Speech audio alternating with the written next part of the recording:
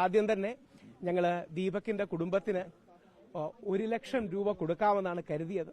ഇപ്പോൾ 3,17,000 രൂപ, കുറച്ചുകൂടെ കൃത്യമായിട്ട് പറഞ്ഞാൽ 3,17,074 അല്ലെങ്കിൽ 3,17,000 രൂപ ഇപ്പോൾ ദീപകിന്റെ വീട്ടുകാരിലേക്ക് എത്തിച്ചിട്ടുണ്ട്.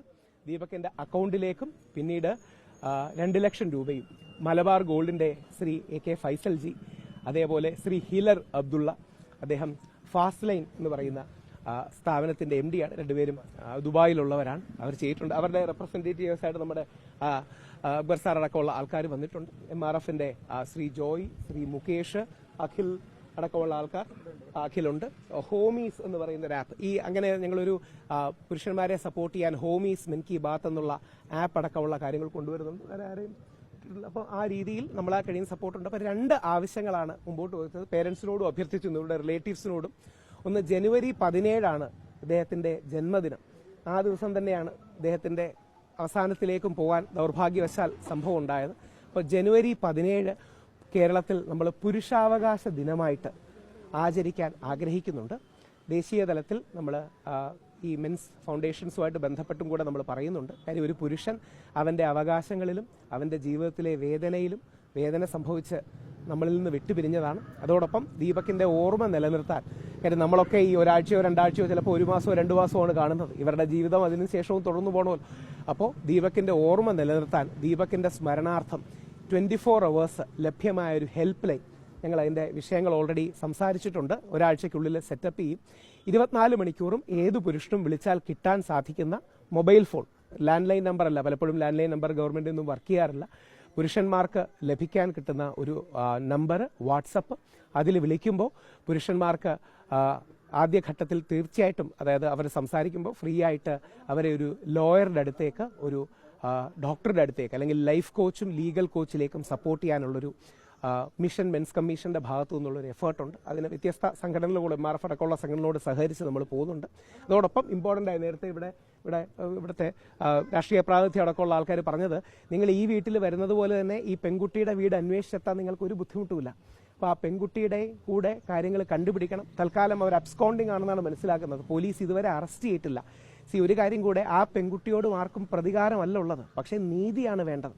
ഇപ്പം ചിലപ്പോൾ സോഷ്യൽ മീഡിയ പോസ്റ്റിൽ ചില ആൾക്കാരൊക്കെ വളരെ മോശം കമന്റുകൾ ആ പെൺകുട്ടിക്കെതിരെ ഇടുന്നത് പറ്റും കേട്ടു. അതിനോടൊന്നും ആരും യോജിക്കുന്നില്ല. കാര്യം പ്രതികാരമല്ല നീതി. പക്ഷേ ദീപകിന് നീതി കിട്ടണം, ദീപകിന്റെ കുടുംബത്തിന് നീതി കിട്ടണം. ഇന്ത്യൻ നിയമം അനുശാസിക്കുന്ന ആത്മഹത്യാ പ്രേരണയും IT ആക്ടും അടക്കമുള്ള വകുപ്പുകൾ ചുമത്തി ആ പെൺകുട്ടിയെ അറസ്റ്റ് ചെയ്യണം. അത് വേറൊന്നും കൊണ്ടല്ല, അതാണ് നിയമം എന്നുള്ളത് കൊണ്ടാണ്.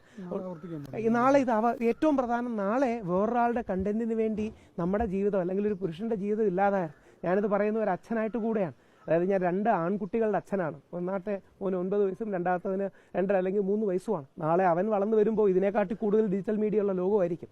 നാളെ അവരുടെ കണ്ടന്റിനായിട്ടോ അവരുടെ ശത്രുക്കളോ അല്ലെങ്കിൽ ആരെങ്കിലും ചെയ്യരുത്. നമ്മുടെ ആദരണീയനായ മുഖ്യമന്ത്രിക്കടക്കം മകനുള്ളതാണ്.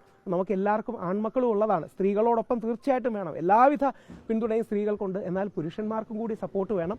ഇന്ന് 11:30 പ്രസ് മീറ്റ് ഉണ്ട്. ആ പ്രസ് മീറ്റിലും നിങ്ങൾ മാധ്യമങ്ങൾ ആലോചിക്കേണ്ട ഒരു കാര്യം, ഏകദേശം 11 മാസമായി നിയമസഭയിൽ പുരുഷ കമ്മീഷൻ ബില്ല് ഇരിക്കുകയാണ്. 11 മാസമായിട്ട്. കഴിഞ്ഞ ഫെബ്രുവരിയിൽ സ്പീക്കർ പെർമിഷൻ കൊടുത്തതാണ്.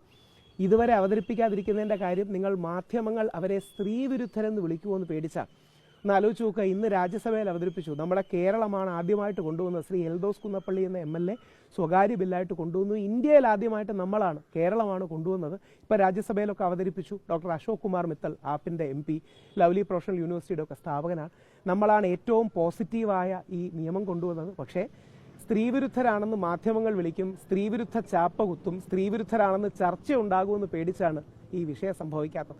അതിനും കൂടി സപ്പോർട്ട് കൊടുക്കണം. അപ്പോൾ ഒന്നുകൂടെ സംക്ഷിപ്ത വിളിച്ചു പറഞ്ഞാൽ, ദീപകിന്റെ അച്ഛനെയും അമ്മയും കാണുകയുണ്ടായി. ഞങ്ങളാൽ കഴിയുന്ന രീതിയിലും ശ്രീ ഫൈസലിന്റെയും ഹില്ലറിന്റെയും സപ്പോർട്ടോടുകൂടി 3,17,000 3,17,000 രൂപ കൊടുക്കുകയുണ്ടായി. അവർക്ക് ഇനിയും നമ്മളാൽ കഴിയുന്ന രീതിയിലുള്ള പിന്തുണ കണ്ടിന്യൂ ചെയ്യും. അതോടൊപ്പം നമ്മൾക്ക് ആവശ്യം ആ പെൺകുട്ടിയെ വേറൊന്നും കൊണ്ടല്ല, നിയമം അനുശാസിക്കുന്നത് അറസ്റ്റ് ചെയ്യാനാണ്. അതുകൊണ്ട് നിയമം അനുശാസിക്കുന്ന രീതി അറസ്റ്റ് ചെയ്യണം. ആ പെൺകുട്ടിയോടും പ്രതികാരമില്ല.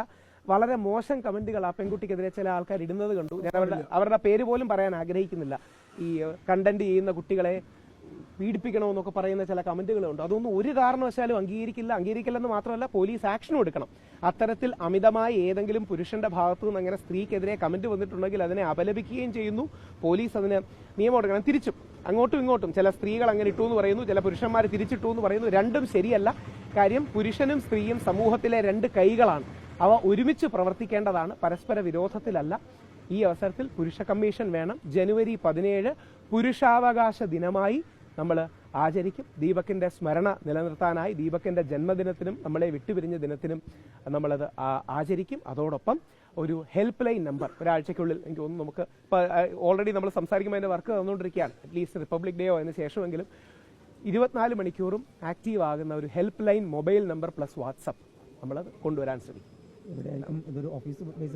ഞങ്ങളല്ല, ഡിജിറ്റലി ബേസ്ഡ് ആണ് വർക്ക്. ഇനി ഇതൊരു സംഘടനയോ സംവിധാനമോ അല്ല. അതായത് മെൻസ് കമ്മീഷൻ ഗവൺമെന്റ് കൊണ്ടുവരേണ്ട ഒരു കാര്യമാണ്. മെൻസ് കമ്മീഷൻ എന്ന് പറഞ്ഞാൽ ഒരു ക്വാസി ജുഡീഷ്യൽ ബോഡിയാണ്. എല്ലാ കമ്മീഷനും, മെൻസ് കമ്മീഷനും യൂത്ത് കമ്മീഷനും ഒക്കെ. അതുകൊണ്ട് ഞാൻ യൂത്ത് കമ്മീഷന്റെ ഭാഗമായി പ്രവർത്തിച്ചിട്ടുണ്ട് കേരള ഗവൺമെന്റിന്റെ.